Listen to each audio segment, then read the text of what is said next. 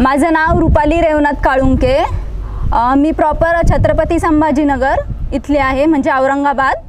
माझं पूर्ण एज्युकेशन हे मराठी मीडियममध्ये झालं आहे, न्यू हायस्कूल गंगापूर शाळेमध्ये 12वी पर्यंत। आणि त्यानंतर मी 12वी म्हणजे 11वीला कॉमर्स या फॅकल्टीमध्ये गेलेले, ते कॉमर्स झालेलं माझं। आणि मी बीकॉम कंप्लीट केलं आणि बीकॉम कंप्लीट केल्यानंतर मी MPSCची एक्झाम दिली।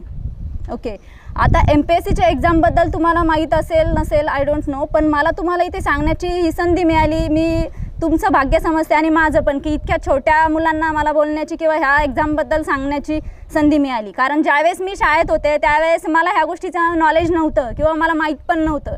त्यामुळे तुमचे सगळे शिक्षक वृंद, पाटील साहेब, इतर शिक्षक, की त्यांनी इथे तुम्हाला ती संधी मिळवून दिली आहे की आमच्या विद्यार्थ्यांना हे नॉलेज पाहिजे की 12वी नंतर किंवा 10वी नंतर त्यांनी त्यांच्या करिअरबाबत निर्णय घेतला पाहिजे की त्यांना काय करायचं आहे, त्यांचं करिअर कसं घडवायचं आहे, सक्सेसफुल कसं व्हायचं आहे। ह्या दृष्टीने त्यांनी विचार करून त्यांनी मला इथे बोलवलं आहे की आमच्या विद्यार्थ्यांना तुम्ही जे एक्झाम दिली त्याबद्दल नॉलेज द्या, त्याबद्दल माहिती द्या। तर तुम्ही खूप लकी आहात की तुम्हाला इतक्या कमी वयामध्येच MPSC काय आहे किंवा MPSCबद्दल मार्गदर्शन तुम्हाला मिळत आहे। कदाचित मला हे जर मिळालं असतं तर मी कदाचित याच्यापेक्षा मोठ्या पोस्टवर असते किंवा मी ही पोस्ट आधीच मिळवली असती।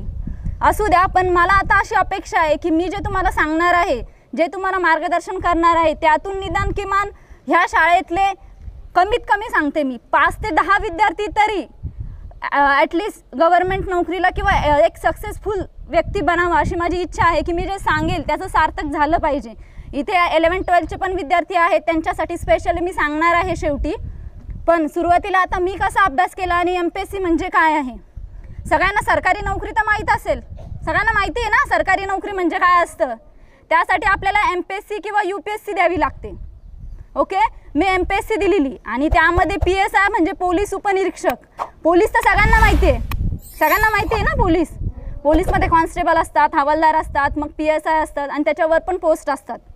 तर मी PSI आहे। तर ह्या परीक्षेचा अभ्यास करताना मला काय अडचणी आल्या आणि मी त्या कशा फेस केल्या आणि त्या अडचणी तुम्हाला येऊ नये यासाठी मी तुम्हाला आज इथे काही छोट्याशा टिप्स सांगणार आहे।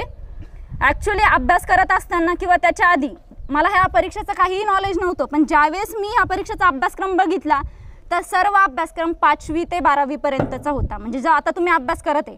मग त्यावेळेस मला असं वाटलेलं, अरे यार मी शाळेत असताना मी तर एवढं सिरियसली घेतलं नाही, लक्ष दिलं नाही। आपले शिक्षक आपल्याला जीव तोडून सांगतात, छोट्या छोट्या टिप्स सांगतात, ह्याच परत मला क्लास लावलं, म्हणजे मी नाही लावलेले पण जे अभ्यास करता MPSCचे परत ते क्लास लावतात की हेच 5वी पासून 12वी पर्यंत परत शिकावं लागतं। पण ज्यावेळेस आपण मोठे होतो, ज्यावेळेस आपण क्लास लावतो, त्यावेळेस आपल्याला जे आपल्या शाळेतल्या शिक्षकांनी छोट्या छोट्या गोष्टी सांगितलेल्या आहेत त्या तिथे सांगितल्या जात नाही। तिथे आपल्याला आपला स्वतःहून अभ्यास करावा लागतो। इथे तुम्हाला रोज शिक्षक म्हणतात की अभ्यास कर, तरी तुम्ही मनावर घेत नाही, हो ना। हेच अभ्यास आपल्याला परत मी केला 5वी ते 12वी पर्यंतचा अभ्यास। मी ग्रॅज्युएशन झाल्यानंतर म्हणजे माझं पूर्ण कॉलेज झाल्यानंतर ज्यावेळेस मी म्हणजे MPSCचा अभ्यासाला लागले त्यावेळेस मला कळालं की अरे मला तर 5वी ते 12वी पर्यंतचा अभ्यास मला परत करायचा आहे। आणि शाळेत असताना मी किती टाईमपास केला किंवा शिक्षक मला किती ओरडू सांगत होते की अभ्यास कर। ज्यावेळेस आपला हा पिरियड असतो 10th पर्यंत 12th पर्यंतचा, त्याच वेळेस आपल्याला सगळे सांगत असतात की अभ्यास कर। ज्यावेळेस आपलं ग्रॅज्युएशन कंप्लीट होतं त्यावेळेस आपलं जेव्हा डोळे उघडते आपल्याला कळतं की अरे आपलं करिअरचं काय, की आपल्याला करिअर करायचं आहे, स्वतःचं आयुष्य घडवायचं आहे। त्यावेळेस आपल्याला कोणी म्हणत नाही की तू अभ्यास कर, त्यावेळेस आपला स्वतःला अभ्यास करावा लागतो। आणि त्यावेळेस मला आठवलं, त्यावेळेस मला कळालं, त्यावेळेस मला माझ्या शिक्षकांची आठवण झाली शाळेतल्या। अरे ते किती जीव तोडून शिकवत होते आणि त्यावेळेस मी टाईमपास करणं किंवा होमवर्क वेळेवर न करणं अशा गोष्टी म्हणजे मी केल्या होत्या। मग मला त्याची सगळं फील झालं की यार मी ह्या सगळ्या गोष्टी जर तेव्हा क्लिअर केल्या असत्या, सगळ्या संकल्पना छोट्या छोट्या मॅथ असू दे किंवा बाकीच्या सायन्सच्या गोष्टी असू दे, छोट्या केल्या असत्या तर आज मला माझा अभ्यास क्लिअर झाला असता आणि आज मला एवढा अभ्यास करायची गरज नसती पडली। त्यामुळे मला तुम्हाला हे सांगायचं आहे की जर तुम्हाला MPSC द्यायची असेल तर तुम्ही जे आत्ता अभ्यास करताय, MPSC असू द्या किंवा तुम्हाला सायन्समध्ये डॉक्टर व्हायचं असेल, इंजिनियर व्हायचं असेल, त्यासाठी सुद्धा तुम्हाला CETच्या ज्या पण परीक्षा आहे, CET असू दे, नीट असू दे, त्याच्यामध्ये दुसरा कोणताही बाहेरचा सिलेबस नाही आहे। जो तुम्हाला आत्ता आहे 5वी पासून ते 12वी पर्यंत तोच सिलेबस आहे। आणि स्पेशली होतं काय मुलींचं, मी पण तुमच्यासारखीच मिडल क्लास घरातली आणि ग्रामीण भागातून माझं शिक्षण झालेलं आहे। शाळेत असताना पण माझ्यामध्ये खूप डेअरिंग होती।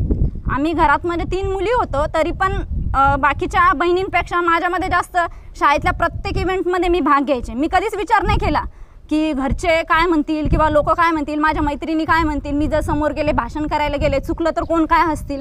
आजकालच्या मुलांमध्ये पण मुलींमध्ये पण हा न्यूनगंड निर्माण झाला आहे की आता मी समोर गेले आणि माझ्याकडून काही चुकलं, अरे तू समोर जाऊन तुझ्यामध्ये ती डेअरिंग निर्माण होते, तू इथे येऊन 4 शब्द बोलते, खाली बसून हसणाऱ्याला समोर येऊन स्वतःचं नाव पण व्यवस्थित सांगता येणार नाही माईकमध्ये.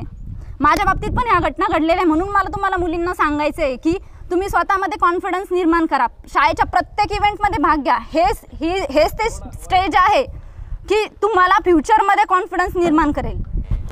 तर मला मुलींना सांगायचं आहे की तुम्ही शाळेच्या प्रत्येक इव्हेंटमध्ये भाग घ्या. हेच ते स्टेज आहे जे तुम्हाला कॉन्फिडन्स तुमचा बिल्ड करेल, जे फ्युचरमध्ये तुम्ही प्रत्येक प्रॉब्लेमला कॉन्फिडन्सली फेस करू शकतात. मी शाळेत असताना माझ्या अनेक अशा मैत्रिणी आहेत की ज्यांचे आईवडील त्यांना सपोर्ट करायचे की तू भाग घे, तू हे कर ते कर, पण मुलींमध्ये स्वतः एक असं नर्वसपणा असतो की नाही लोक काय म्हणतील, माझ्या मैत्रिणी असतील, हे मुलं असतील, ह्या सगळ्या गोष्टी दूर ठेवून तुम्ही फक्त तुमच्या फ्युचरचा विचार करा. आणि जो तुम्हाला आता जो अभ्यासक्रम आहे इतिहास भूगोल, मी MPSCचं सांगते, हे विषय आहे, इतिहास आहे, भूगोल आहे, नागरिकशास्त्र आहे, गणित आहे, हे आहेत ना तुम्हाला विषय, हे सगळे विषय MPSCला आहे. नाही हा मी परत अभ्यास केला आहे जो आता तुम्ही करताय.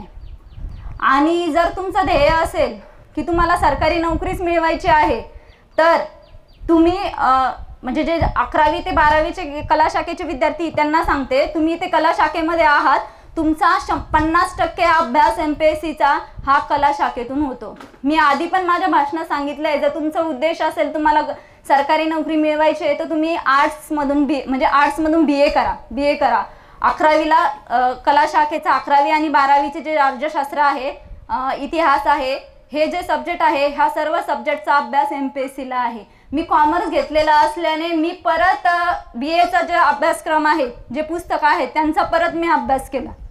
पण मला त्यावेळेस गायडन्स नव्हतं 10वी 12वीला की नेमकी MPSC काय असतं आणि त्याला कोणते सब्जेक्ट असतात. तर त्यावेळेस मला मिळालं असतं तर कदाचित मी BAमध्ये माझं ग्रॅज्युएशन कंप्लीट केलं असतं. मला तुम्हाला हे सांगायचं आहे की आपण सगळे इथे आलो, आपल्या पॅरेंट्सनी, आपल्या पालकांनी आपल्याला इथे पाठवलं आहे शाळेमध्ये, आणि शिक्षकांवर खूप मोठी जबाबदारी आहे की ते तुम्हाला घडवायचं आहे. त्यांना तुम्ही जे तुम्हाला शाळेमध्ये शिकवलं जातं त्याचा प्रॉपर अभ्यास करा आणि तुम्हाला जे काही प्रॉब्लेम असेल, जे समस्या असेल ते तुम्हाला आताच तुम्ही तुमच्या शिक्षकांकडनं सॉल्व करून घ्या. कारण नंतर ज्यावेळेस मी अभ्यास करत असताना मला ज्या छोट्या छोट्या ज्या अडचणी येत होत्या त्यावेळेस त्या मला स्वतः सॉल्व करून घ्याव्या लागल्या. कारण त्यावेळेस मी तर शाळेत जाऊ शकत नव्हते आणि क्लासमध्ये पण एवढं डिटेल सांगितलं जात नाही.